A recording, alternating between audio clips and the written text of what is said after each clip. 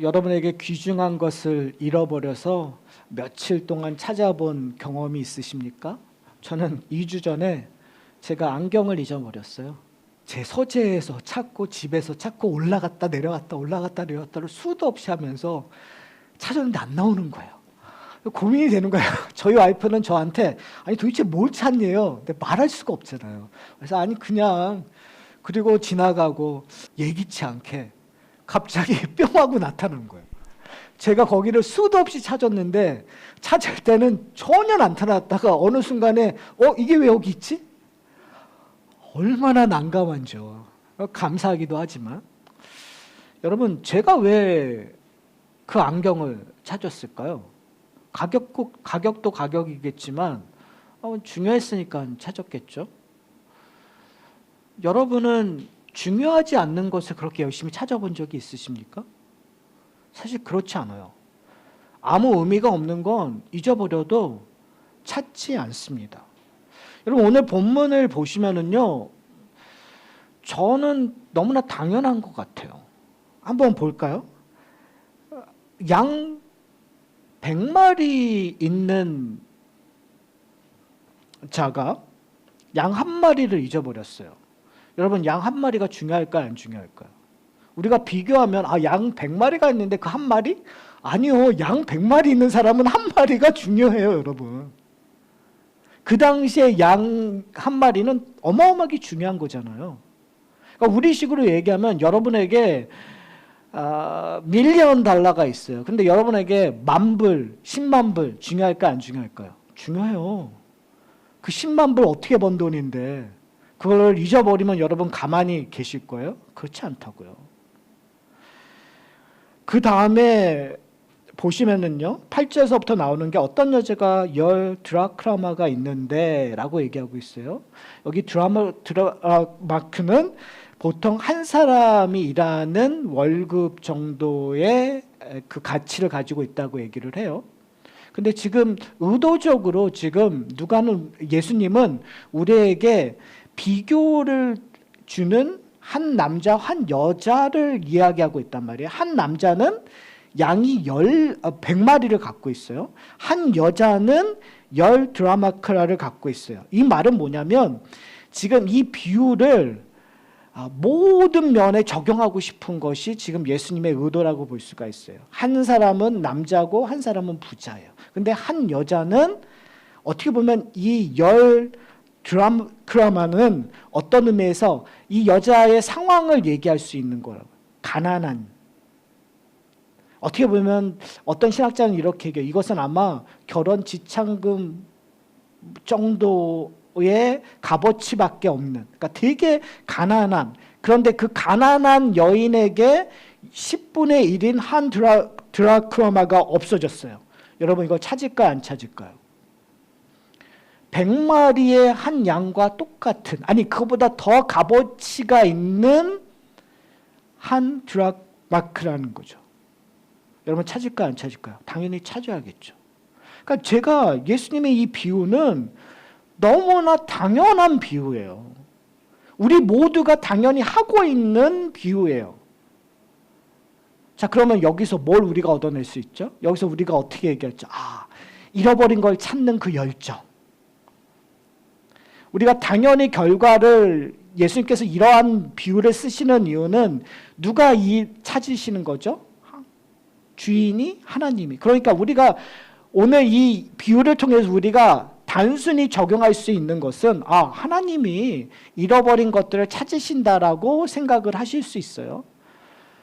그리고 거기에 대해 적용을 할 수가 있어요. 그런데 저는 오늘 본문이 이 비유가 그냥 단순하게 하나님이 잃어버린 걸 찾으신다, 소중한 것을 찾으신다, 그런 개념을 좀 뛰어넘는다고 생각해요. 왜 그럴까요? 오늘 본문에서의 상황 때문에 그래요. 오늘 본문의 상황이 어떻죠? 15절 1절을 보면 이렇게 얘기해요. 모든, 성경에 보면은 특별히 복음서에 보면 이 모든이라는 단어가 나와요. 그러니까 모든이라는 건 정말 그 동네에 있는 모든 세리와 죄인이 다 왔다라는 의미가 아니라 이것이 함축하는 의미가 어떻게 보면은 모든 공통적인 거라는 것들을 설명하고 싶어 하는 거예요. 그래서 모든 세리와 죄인들이 말씀을 들으러 누구에게 오는 거죠? 예수님께 오신다고 얘기해요. 근데 이것은 약간의 좀 전환이 되는 부분이 있어요. 왜 그럴까요? 12장서부터 14장에 보면은 예수님께서 누구의 집에 많이 거하셨죠? 의도적으로 바리새인의 집에 있었다라는 세팅이 있었단 말이에요. 그러니까 지금 예수님의 세팅이 좀 변했어요. 그 전에는 바리새인들과 함께 있었던 세팅에서 예수님의 가르침이 있었는데 지금은 어떠한 세팅으로 변하는 거죠? 세리와 죄인이 찾아오는 세팅. 세리와 죄인과 함께 음식을 먹고 교제하고 있는 모습을 지금 15장의 배경이란 말이에요. 그런데 그 배경에서 반응들을 기록하고 있어요. 2절에 보면 뭐라고 얘기하냐면 바리새인들과 서기관들이 뭐 한다고요? 수군거려, 궁시렁궁시렁거려, 아니면 뭔가 불만스럽게 지금 이의를 제기하고 있어요. 그 이의가 뭐죠? 이르되 이 사람이 여기서 이 사람은 누구예요? 예수님을 얘기하는 거죠. 죄인을 영접하고 음식을 같이 먹는다 하더라. 이게 왜 문제가 될까요? 이 당시에 랍비는 죄인들과 함께 하면 안 돼요. 이 당시에 유대인들은 죄인들과 함께 하는 것들을 피했었어요. 그래서 심지어 유대인들의 관습은 하나님 앞에 좀 열심히 하는 사람들은 길거리에 가다가 뭔가를 좀 부정한 것들을 보게 되면 들어올 때 정결하는 의식, 손을 씻는다든지 이런 일들을 늘 했었단 말이에요. 그러니까 의도적으로 자신들은 하나님에게 선택받은 사람들이고 구별된 백성들이기 때문에 율법을 잘 지켜야 된다고 생각했기 때문에 죄인들과 함께하지 않았었단 말이에요. 특히 지금 예수님은 누구죠? 선생이라고 했던 랍비와 같은 대접을 받고 있었고 바리새인들과 서기관들은 그렇게 인식하고 있었어요. 그런데 지금 예수님이 누구와 함께 하는 거죠? 세리와 죄인과 함께 음식을 나누며 교제하고 있었단 말이에요. 이스라엘 백성들에게 세리는 어떠한 사람들이죠? 어떻게 보면 우리가 생각할 때 친일파, 정말 나라를 팔아먹은 사람들과 동일하게 여겼었단 말이에요. 어떻게 보면 사람 취급 받지 못했던, 어떻게 보면 이스라엘의 공동체 밖에 있었던 사람들이었단 말이에요. 그런데 예수님께서 그들과 함께하고 있는 거예요. 민족의 원수들과 함께 지금 밥을 먹고 있는 상황이에요. 지금 의도적으로 누가는 그런 상황을 우리에게 보여주고 싶은 거예요. 그러니까 예수님께서 비유드는 건 그러한 거에 대한 반응이라는 거죠.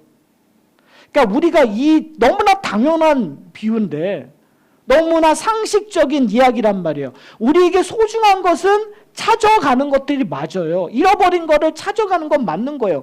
그런데 예수님께서 지금 이 비유를 드신 거는 소중한 것들을 찾은 것이 아닌 것처럼 바리새인들은 보고 있다라는 것이 문제예요.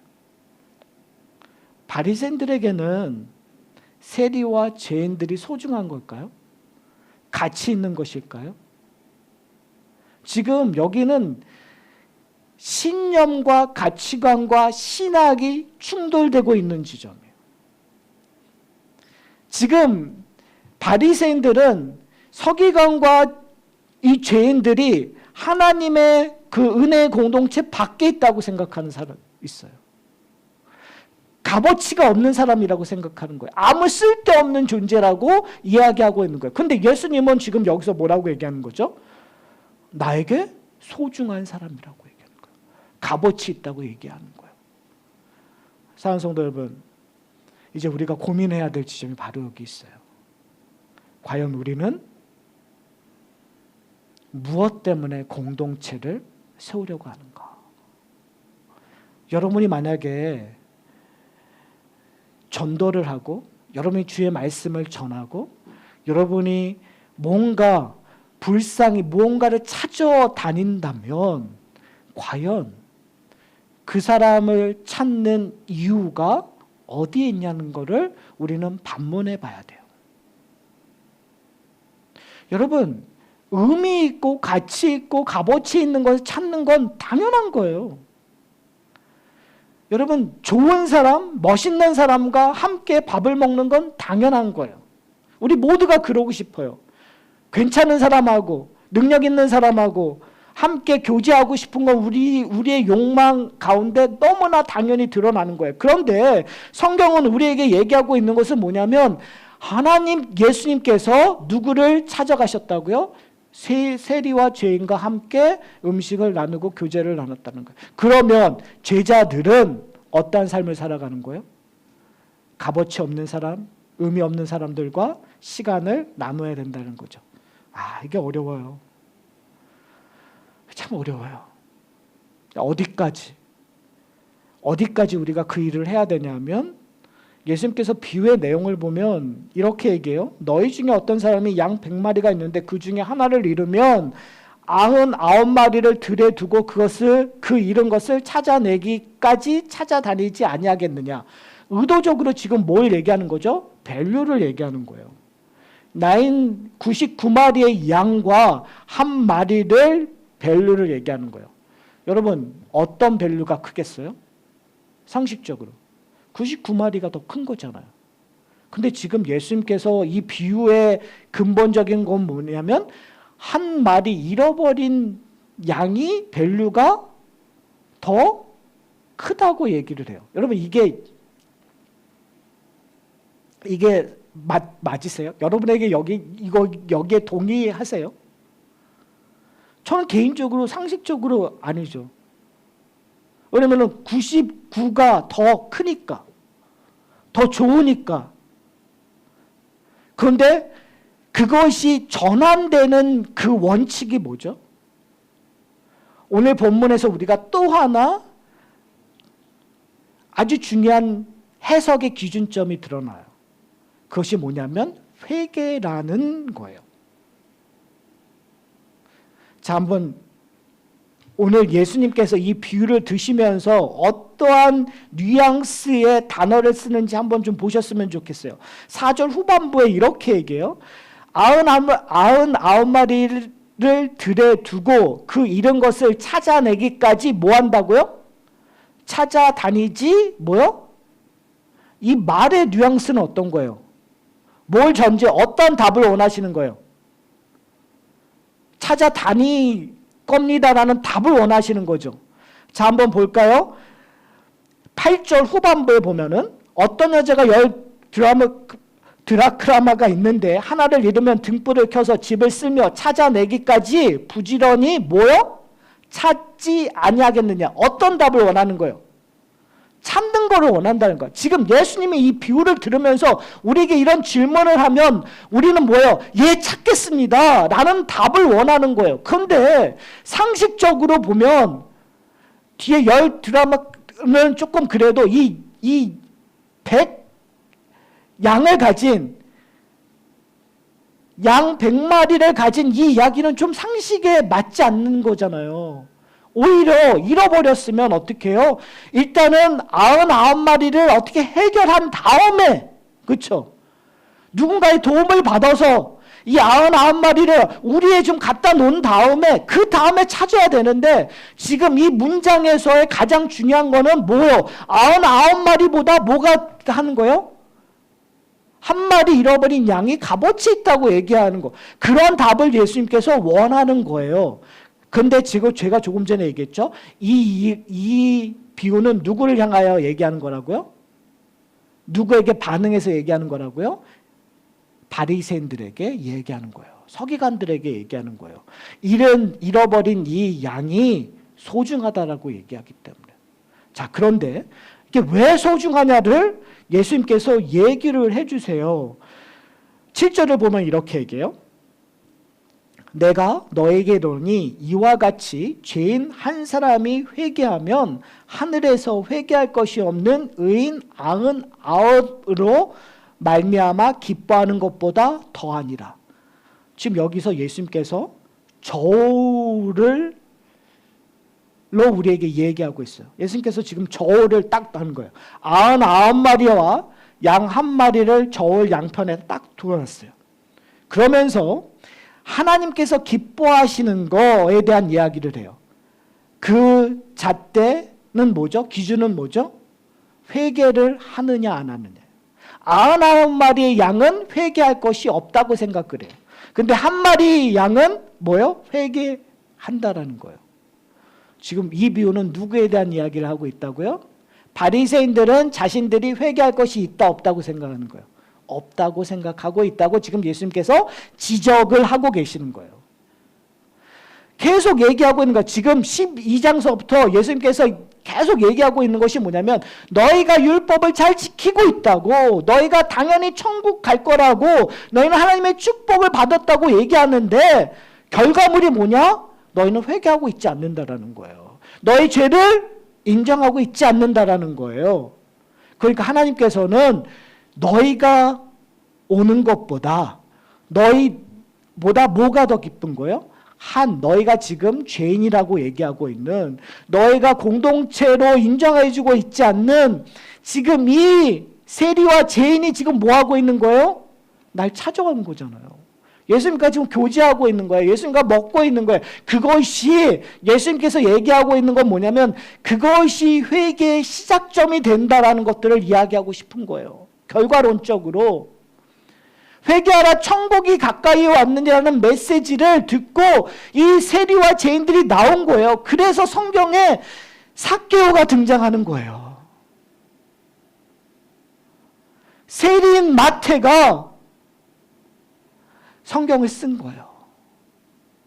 사랑하는 성도 여러분, 죄인이라고 여겼던, 부정한 자라고 느꼈던, 그들이 만지지도 못했던 혈루병자들을, 부정한 자들을 예수님께서 만지기 시작하는 거예요. 그러면 그곳에 뭐가 일어나는 거예요? 회개가, 그곳에 하나님의 구원이 임하는 거예요. 그럴 때 누가 더 기뻐하는 거예요? 하나님이 의인들보다, 회개할 것 없다고 스스로 의인이라고 자랑하고 있는 이 바리새인들, 서기관들보다 누구를 보고? 바로 이 죄인들을 보고, 세리를 보고 하나님이 기뻐하신다고 예수님께서 이 이야기를 하고 있는 거죠. 사랑하는 성도 여러분, 오늘 본문을 통해서 우리가 기억해야 될 거 있어요. 과연 우리는 어디에 있는가? 우리는 이 공동체의 가장 큰 목적이 무엇인가? 우리는 좀 고민했으면 좋겠어요. 우리 공동체의 목적은 우리가 의인이 되고자 하는 것이 아니에요. 우리 공동체의 목적은 여러분을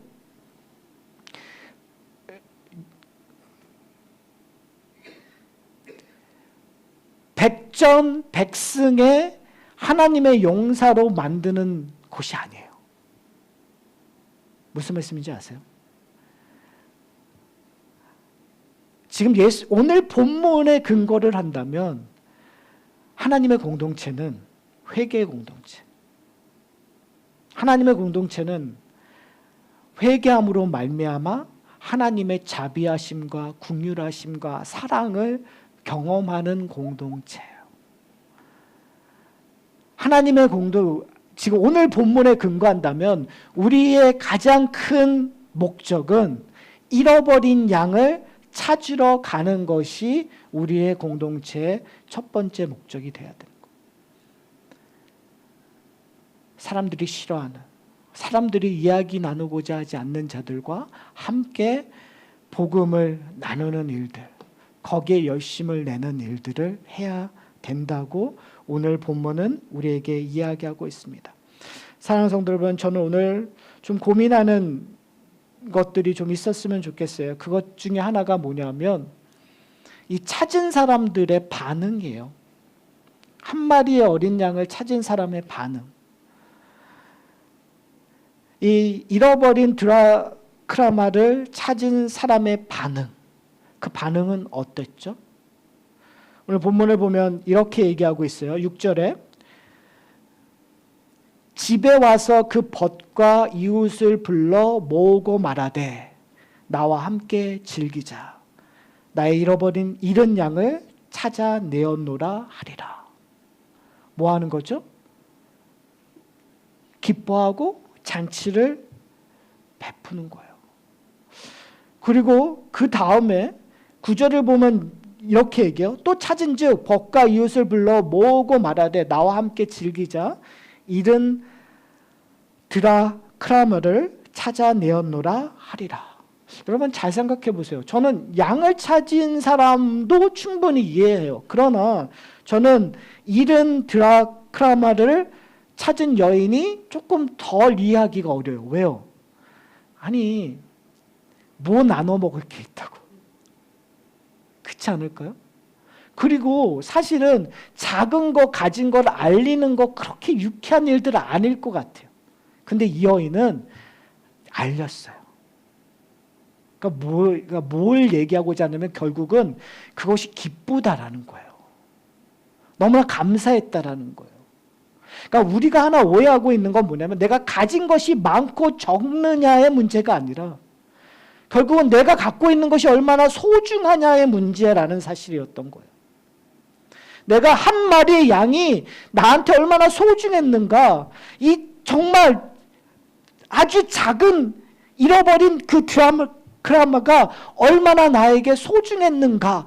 우리식으로 표현한다면 지금 내게 주신, 하나님이 나에게 주신 이 은혜가 얼마나 소중한가를 깨달아야 우리가 나눌 수 있다는 거예요. 함께 즐거워할 수 있다는 거예요. 사랑하는 성도 여러분, 우리는 과연 무엇을 나누고 있습니까? 여러분 무엇 때문에 기뻐하십니까? 저는 오늘 본문을 통해서 우리가 기억해야 될 것이 있어요. 왜냐하면 14장에서도 얘기했었던 중요한 그 단어가 있었어요. 그 단어는 잔치였어요. 바리새인 집에서 예수님께서 비유를 드셨을 때 뭐라고 얘기했죠? 한 사람이 잔치를 베풀었는데 잔치를 초대했어요. 근데 아무도 오지 않았어요. 오지 않았기 때문에 밖에 나가서 아무나 불러오는, 길에 가는 사람들 불러. 그래도 차지 않으니까 어떻게 해요? 경계를 넘어서, 길과 산의 경계를 넘어서 사람을 초대했던, 그것을 통해서 우리가 봤었던 내용들이 뭐죠? 복음이 어떻게 해요? 전파되는, 충분히 이해하고 초대받을 만한 사람들이 그 초대를 거부했었을 때 그 초대가 이방인들에게 전파되는 것들, 그것이 바리새인들 집에서 예수님의 가르침 속에서 나왔어요. 근데 그것이 뭐의 초대였죠? 잔치의 초대였단 말이에요. 성경에서 나왔던 그 잔치는 어떠한 잔치죠? 결국은 하나님 나라의 잔치였어요. 신랑이신 예수 그리스도가 주인이 되시는 잔치였어요. 그럼 결국은 오늘 이 잔치의 이야기를 통해서 다시 한번 얘기를 한다면 은혜를 받은 사람은 뭘 하는 자들이에요? 초대하는 자로, 부르심을 받은 자로 나가는 거예요. 그러면 여러분이 누군가를 초대했었을 때 무엇으로 초대할 거예요? 여러분이 무엇으로 기뻐하고 있는 거예요?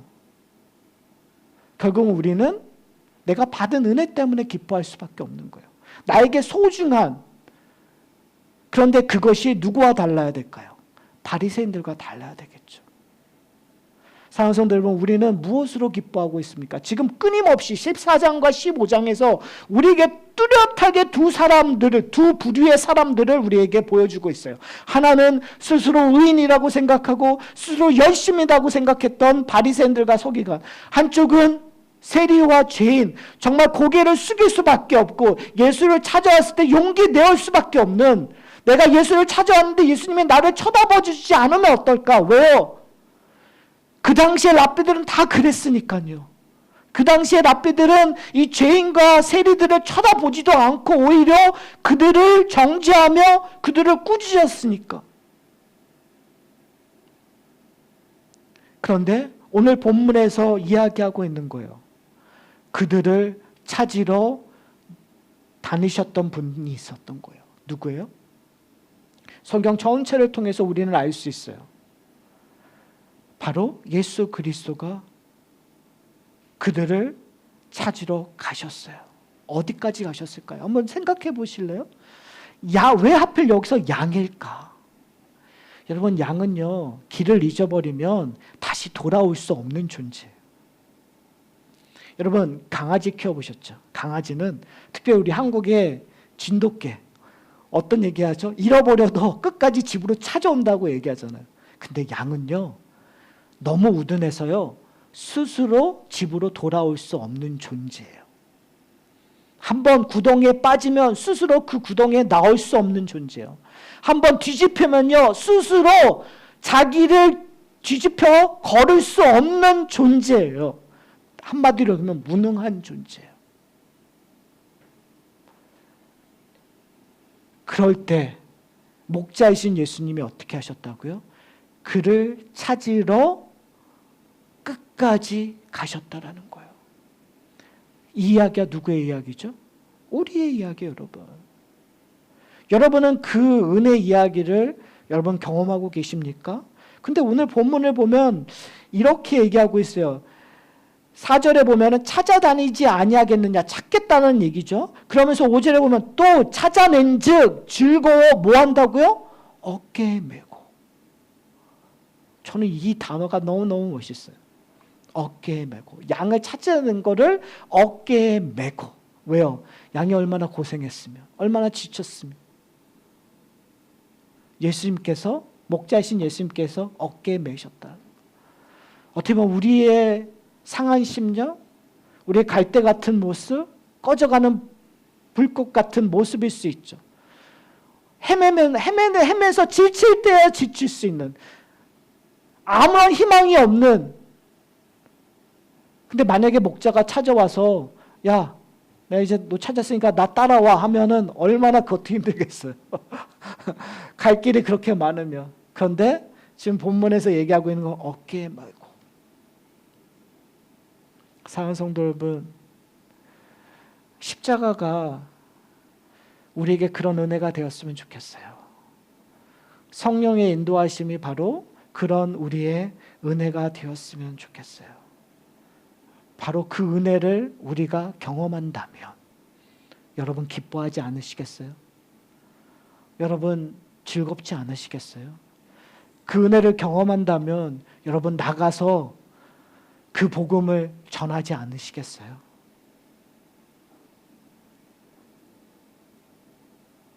여러분 그 은혜를, 나 같은 존재를 구원하시고 나에게 그러한 메시지를 전달해 주셨다면 예수님처럼 죄인과 서기, 세리와 이런 자들을 찾아 나가지 않으시겠어요?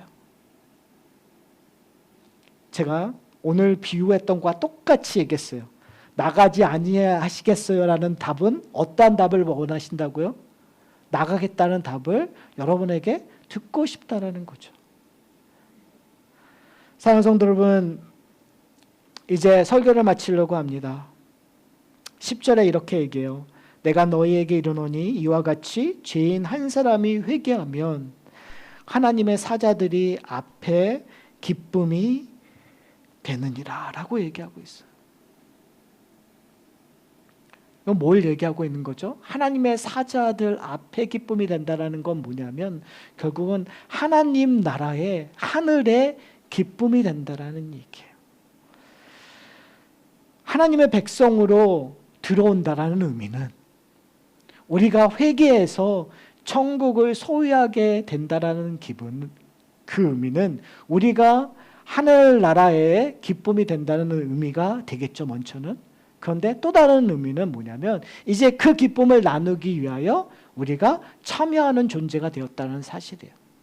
사랑하는 성도 여러분, 왜 예수님께서 이 비유를 쓰셨을까? 저는 바리새인들과 서기관들을 꾸짖기 위함이라고 저는 생각해요. 그런데 우리가 가끔 바리새인들과 서기관 같이 행동할 때가 종종 있는 것 같아요. 우리의 의로, 우리의 오만함으로 우리가 쉽게 판단하고 쉽게 정죄하고 쉽게 하나님의 나라를 단정할 때가 참 많은 것 같아요. 그때 우리는 뭐가 필요할까요? 회개가 필요한 것 같아요. 우리의 모습들을 회개하고 돌아서서 결국 우리가 해야 될 것은 뭐냐면 예수님이 세리와 죄인들을 품었던 것처럼 그들에게 회개하라 천국이 가까이 왔느니라고 이야기하며 주의 복음을 전했던 것처럼 이제 그리스도의 사랑으로 그리스도의 십자가의 능력으로 나가서 전해야 될 때인 것 같습니다. 만약에 그것을 전하고 그것 안에 있는 공동체는 결국은 어떠한 공동체가 될까요? 저는 회개 공동체가 될 수밖에 없다고 생각을 해요. 큰 죄서부터 작은 죄까지 우리는 회개할 수밖에 없는 공동체. 왜요? 회개한다는 공동체는 회개가 끝이 아니기 때문에 그래요. 우리는 참 오해하고 있는 것 같아요. 회개한다라는 건 내가 스트레스를 풀기 위하여 나 이거 잘못했습니다로 끝나는 것이 아니라, 회개는 회개로 끝나는 것이 아니라 용서하심을 경험하는 거예요. 회복을 경험하는 공동체예요. 우리의 죄를 회개함으로 말미암아 우리는 회복하는 거예요. 그 회복의 모습이 어디로 가는 거죠? 하나님의 말씀을 순종함으로 가는 거예요. 결국 그 순종함이 우리로 하여금 무엇을 드러나게 하냐면 하나님의 긍휼하심과 사랑을 드러나게끔 하는 거예요. 그것이 무엇이겠어요? 기쁨이에요. 우리 가운데 그래서 기쁨이 나오는 거예요. 우리 가운데 그래서 감사가 나오는 거예요. 그래서 우리의 그 감사와 기쁨이 우리 이웃들에게 전파되는, 그래서 또 다른 잃어버린 양들이 찾아나는 그런 놀라운 기적들이 반복되는 하산학교의 공동체가 되었으면 좋겠습니다.